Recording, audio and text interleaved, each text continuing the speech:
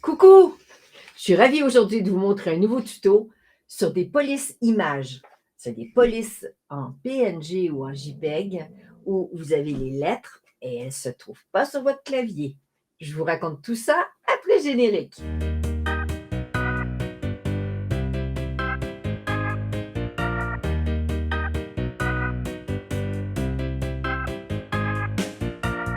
Donnez de la texture, du style à votre police. Regardez-moi ça si c'est pas super. OK, je vous montre ça dans le logiciel tout de suite. Je vous ai sorti 2 petits échantillons parce que ces polices, on va pouvoir faire plein de choses avec. C'est parti dans le logiciel.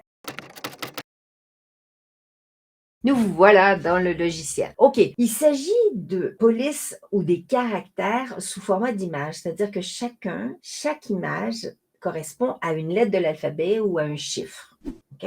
Vous n'allez pas pouvoir y accéder en pianotant sur votre clavier, ni en téléchargeant une police d'écriture. OK? C'est complètement différent et c'est assez fun, je dois dire.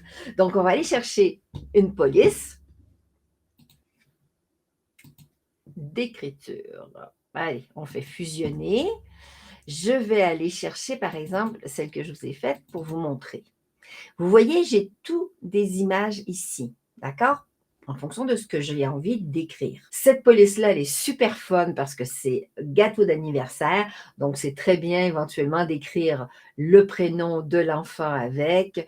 Par exemple, je prends le L. J'ai le L qui apparaît. Je peux le dimensionner comme j'ai envie. On pourrait même l'utiliser toute seule, cette lettre. Il suffit, dans ce cas-là, de la vectoriser. Je vais la remplir complètement. Je vais faire une vectorisation vectorisée détachée pour qu'elle soit vraiment de dimension correcte. Quand je clique sur ma boîte, vous voyez, elle a vraiment sa taille. Et je pourrais écrire le nom au complet. D'accord? Ou simplement l'utiliser comme un monogramme. Et je trouve ça super chouette. Je peux faire aussi une découpe autour parce qu'en la vectorisant et en la détachant, il y a un contour qui se fait. Cool! Voilà. Et puis, je pourrais éventuellement lui faire un rebord en faisant un contour. Je lui rajoute un petit contour un peu plus large. Dans ce cas-là, je mettrais un, par exemple, et je pourrais lui mettre une couleur autour également. Et là, à ce moment-là, je ferais un print and cut. Vous voyez, en mettant le rose, c'est pas mal. Ou bien, en utilisant un rose qui est déjà à l'intérieur, je pourrais très bien faire ça. Hop, prendre ma petite pipette, venir chercher le rose qui est à l'intérieur. Mais comme il est ici déjà le rose et le chocolat aussi, ça, ou à la limite le jaune, par exemple. Et ce jaune n'est pas top. Donc, je ne vous le conseille pas dans ce cas-ci. Ça serait du coup peut-être, non, le turquoise touche, de prendre une teinte qui est autour, comme ça. Et ça pourrait faire assez chouette. Voilà. Ça, c'est déjà une utilisation qu'on fait.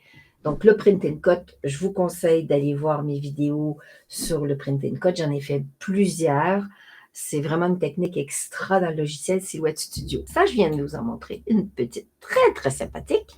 On va aller en chercher une autre. Et c'est toujours dans mon fichier ici. Et j'ai quelque chose de plus moderne. Tout va dépendre de ce que vous avez envie de faire. Par exemple, si je prends la lettre G, vous voyez, ça donne une sorte de texte en 3 dimensions. Je trouve ça trop, trop bien. Je vais encore vectoriser pour enlever tout ce tour-là qui ne sert à rien. Je vais mettre à 100. Je vectorise et je détache ma police, mon caractère, mon G, est tout seul.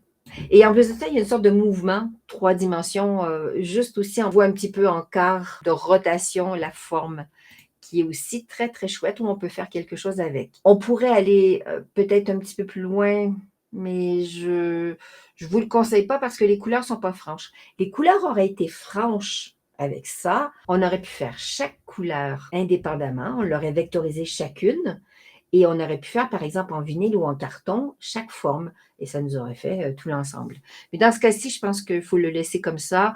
Le faire en print and cut, c'est super mignon. Une autre petite police fun.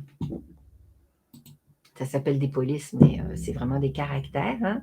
C'est le jungle que je vous ai montré au début. Donc si je veux écrire le mot jardin, par exemple, je vais prendre le J, je l'amène au milieu, voilà. Et là, vous voyez que c'est quand même top. Regardez-moi ça, la qualité. On a tout le feuillage et ça pourrait être très mignon pour faire le logo, par exemple, d'une pépinière, d'un jardinier ou quelqu'un qui aime beaucoup la nature. Ou même au printemps, vous pourriez faire une petite composition très chouette. Toujours la vectorisation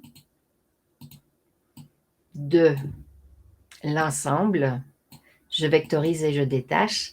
Dans ce cas-ci, au niveau de la découpe, ça va faire beaucoup de petits rebords. Je vais vous le montrer dans la découpe. Quand on l'envoie, vous voyez tout ce rebord.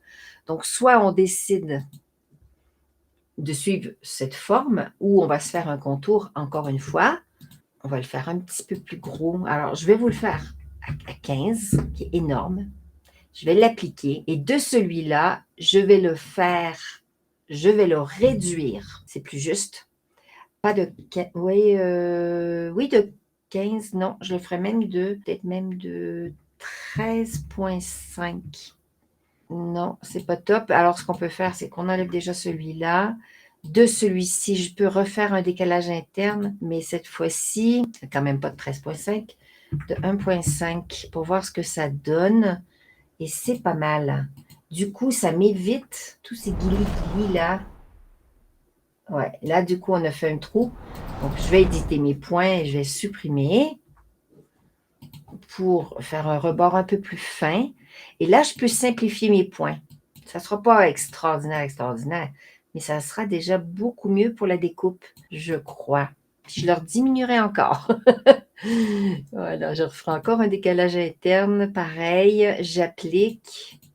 Je supprime celui-là. Et là, quand je vais dans mon écran envoyé, j'ai 2 lignes que je n'avais pas vues.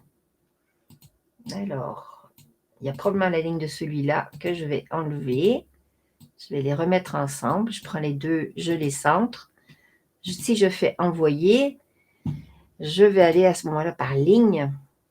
Et par ligne, si je sélectionne que le rouge, eh ben, ma découpe sera plus propre et je n'aurai pas de rebord blanc. Vous voyez ce que je veux dire? Ça, c'est une autre fonction. Et je vais vous montrer ma dernière qui est top, qui est très, très belle aussi, qui est là, que je vous ai sélectionnée, la Pink Glitter Graffiti. Ça, c'est pour faire un effet un peu glitter, voilà. Et puis, on pourrait prendre, par exemple, quelque chose qui est chouette, un P, par exemple. C'est un petit peu plus long pour s'importer. C'est une image, hein, c'est pas une police en tant que telle.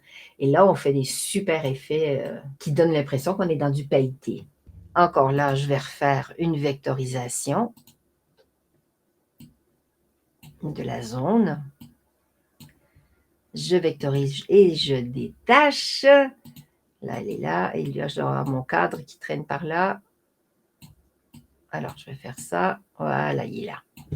Je retourne mon cadre, je reviens, j'ai ma lettre P qui est super chouette. Elle a une petite ombre, ce qui peut faire assez sympa. Je sais qu'on a plein d'imagination, que vous en avez aussi. Allez fouiller dans votre imagination de votre enfance ou peu importe. Vous pourrez trouver des trucs super, super chouettes et faire des présentations, des cartes de vœux, des affichettes et faire des petits trucs même des cake toppers où on pourrait réutiliser. Vous voyez, si j'avais utilisé chaque lettre indépendamment aussi, j'aurais pu les découper et je viens les mettre en relief. Je vais sortir de mon écran, comme ça vous me voyez mieux. Voilà. Donc, vous voyez que là, j'aurais pu faire la découpe de contour et que chaque lettre indépendante, je puisse mettre une petite mousse carrée en dessous qui puisse faire du volume et la mettre sur une carte, un cake topper, et pour créer cet effet super chouette. Voilà pour les polices PNG. C'est surtout du PNG que vous allez trouver. J'ai marqué PNG et JPEG, mais c'est surtout du PNG que vous allez trouver. Vous risquez aussi de les trouver en SVG. Et comme ce n'est pas disponible pour toutes les éditions du logiciel, j'ai préféré vous faire vraiment quelque chose de très simple qu'on peut tous faire avec notre logiciel Silhouette Studio, peu importe l'édition. Pensiez-vous vraiment qu'on pouvait faire ça aussi dans le logiciel? Il nous réserve des surprises extraordinaires. J'espère que cette vidéo vous a plu, qu'elle vous a donné plus d'options et pour encore faire bouillonner votre imagination. Si cette vidéo vous a plu, n'hésitez pas à me faire un petit pouce, à vous abonner à ma chaîne et si vous voulez être tenu au courant des prochaines vidéos, n'hésitez pas à activer la petite cloche. Et je vous remercie de votre fidélité. À très bientôt.